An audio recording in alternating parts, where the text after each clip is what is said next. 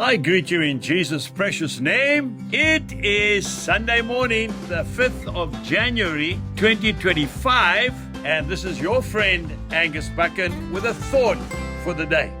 We go to the Gospel of Mark, chapter 16, and I'm reading part of verse 18. They will lay hands on the sick, and they will recover.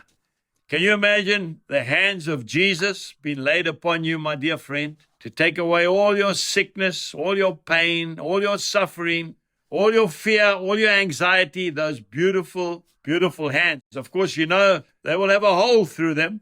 They have been pierced by nails when the Lord was nailed to the cross for our sins. But what beautiful hands. Early this morning, I was repairing a fence at the back of our garden. And because I'm a preacher now and not a farmer, I must confess, my hands are very soft. I was quite embarrassst.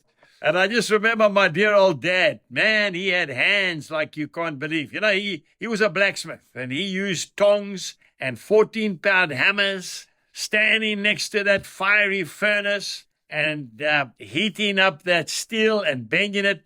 He had the most incredibly powerful hands.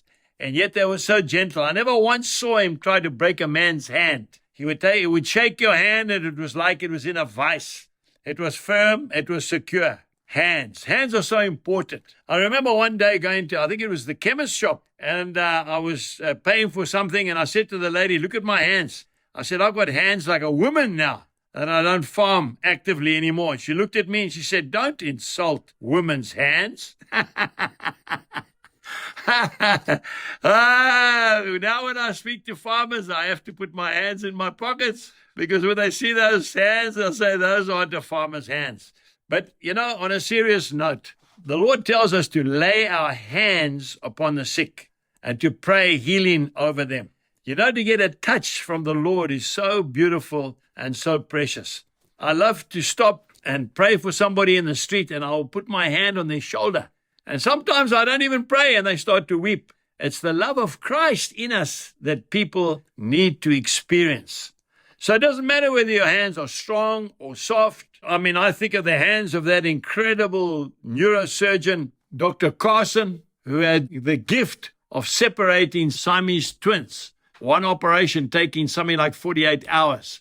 Those are hands of compassion and hands that are strong. Remember, folks, people love a handshake. They love a hug. And it doesn't matter whether your hands are rough or whether they're smooth. Make sure they're always clean. My dad had the cleanest hands of a man I've ever seen. He made sure that when he went out, his hands were clean. They might be rough and gnarled, but clean, and most of all, filled with the love of Jesus. Have a blessed day. God bless you and goodbye.